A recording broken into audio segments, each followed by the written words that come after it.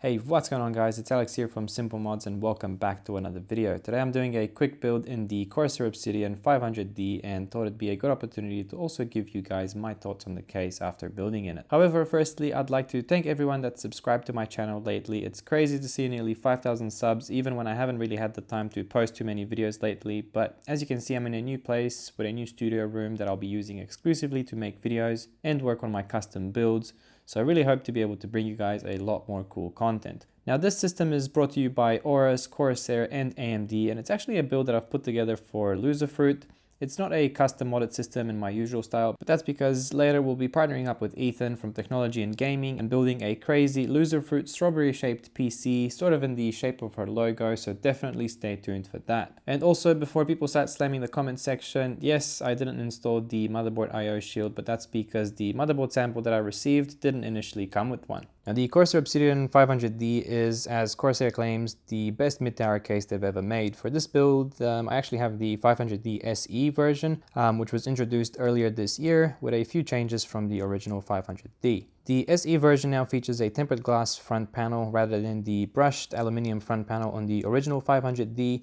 And this is mainly because the SE version now comes included with 3 Corsair LL120 RGB fans, along with the Corsair Commander Pro controller, which is great to see. However, definitely expect the SE version to come with a price premium. In fact, the Corsair 500D SE comes in at around 400 AUD in Australia and around 250 USD in the United States versus the 200 AUD 140 USD price point on the original 500D. However, when you take into consideration the value of the 3 LL120 RGB fans, which are about 150 AUD or 110 USD in a 3-pack that comes with the standard controller for the RGB lighting only, and then when you add the Corsair Commander Pro, which seems to be a great controller, especially if you're buying into the whole Corsair ecosystem for your build, the Commander Pro is adding another 100 AUD or about 65 USD value to the 500D SE package. So looking at it this way, you're actually saving about 50 AUD or 65 USD depending on the currency and country that you're buying from. So the 500D SE along with the 3 LL120 fans and the Commander Pro is actually pretty good value when compared to the original 500D, except if you don't care about the fans, the controller, and just wanted the tempered glass side panel on the front, then in that case I guess you're out of luck.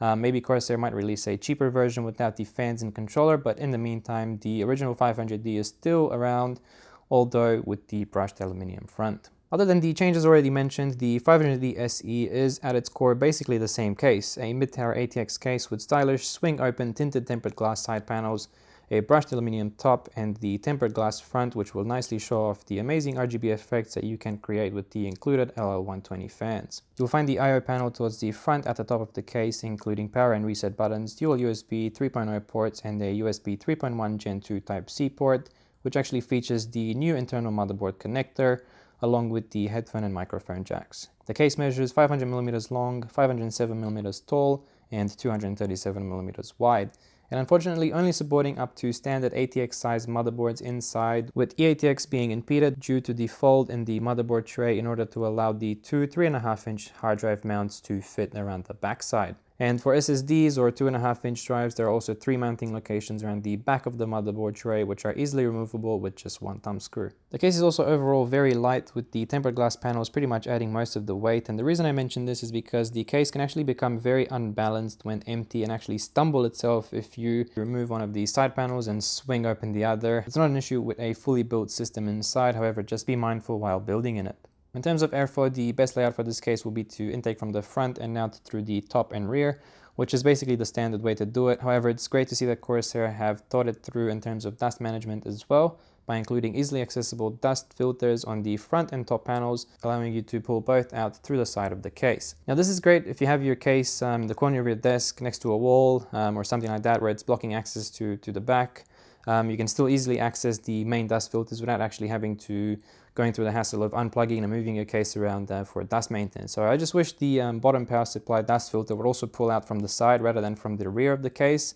However, with newest power supplies nowadays being mostly hybrid, you may not have to worry about cleaning this dust filter too often, but it would have been nice to be able to pull this out from the side as well. Now in terms of fans and radiator support, the 500D will fit up to a 360mm in the front, 240 or 280 millimeter in the top, and a 120 millimeter at the rear. The mounting plates are also removable so that you can more easily install radiators and fans outside of the case, which is definitely a great addition for that front and top panel. In the front section, you can actually fit quite thick radiators if you're going to go with custom liquid cooling. In fact, you have about 160 millimeters of clearance here between the front of the case and the start of the power supply shroud. However, remember with custom water cooling, you also need space for a pump and reservoir combo, so you will have to allow room for that as well, and also account for clearance for your graphics card. So with the H150i currently installed in the front panel, there is still about 110 millimeters before reaching the power supply shroud, or about 90 millimeters until reaching the Gigabyte GTX 1070 Ti graphics card installed. Now the top panel is a bit tighter in terms of radiator fitment, so I wouldn't go with a radiator thicker than 30 mils up here.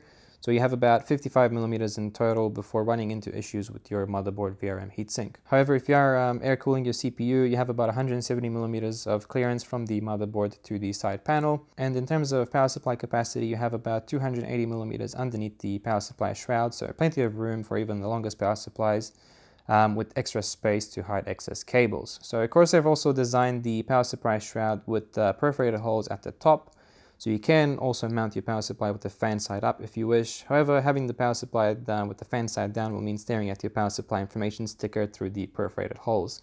So a cover for this section would have been nice for replacing the power supply with the fan side down, especially since this bottom section is also fitted with a dust filter. There's also no power supply rear bracket mounting, so that you can easily slide the power supply in from the back, which is always a nice feature to have, as it is much easier to install, so you will have to slide it in normally through the side. Now when it comes to cable management, as I already mentioned, you will have extra room underneath the power supply shroud, and it's great to see Corsair fully close off the power supply shroud on the visible side of the system. Perhaps an extra 2.5-inch mount would have been great in this spot in order to show off your SSD. Now around the back side, you have about 20 millimeters of space between the motherboard tray and the tempered glass panel towards the rear of the case, and about 30 millimeters of space towards the front of the case. Now remember, there is more room towards the front of the case in order to allow for the 3.5-inch hard drive mounts here, which I've chosen to remove in this case and place the Corsair Commander Pro here, along with the RGB lighting controller. Now the middle cover plate that first appeared with the Corsair Crystal 570X, I believe it was, is also present in this case. However, it does seem to have more cable cutout holes around the sides, which makes it a bit easier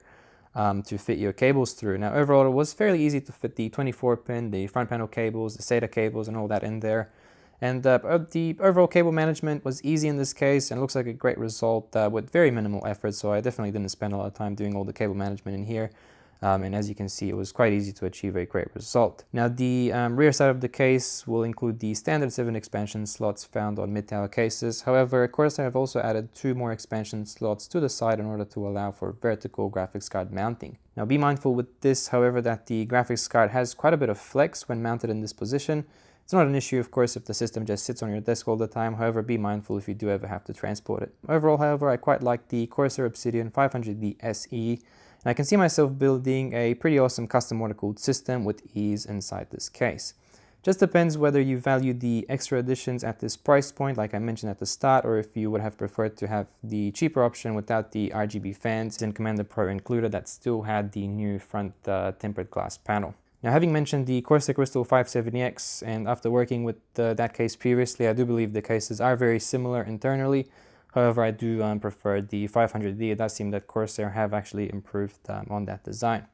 Now, I would love to see EATX motherboard support, a bit more room between the motherboard and the power supply shroud at the bottom, as it does get pretty tight when plugging in cables at the bottom of your motherboard. And also the fan and radiator brackets seem to be the exact same physical size.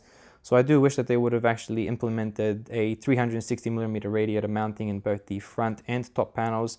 And perhaps the case would have had to be slightly longer then, but then maybe that would have allowed for EATX motherboards to fit as well. But still, the Corsair Obsidian 500D SE is a great mid-tower case and quite easy to build in. As you can see, a nice and clean system, even though no custom work involved. So I hope you guys enjoyed this video. Let me know your thoughts in the comments below on the Corsair Obsidian 500D SE, and I'll see you in the next one. Cheers.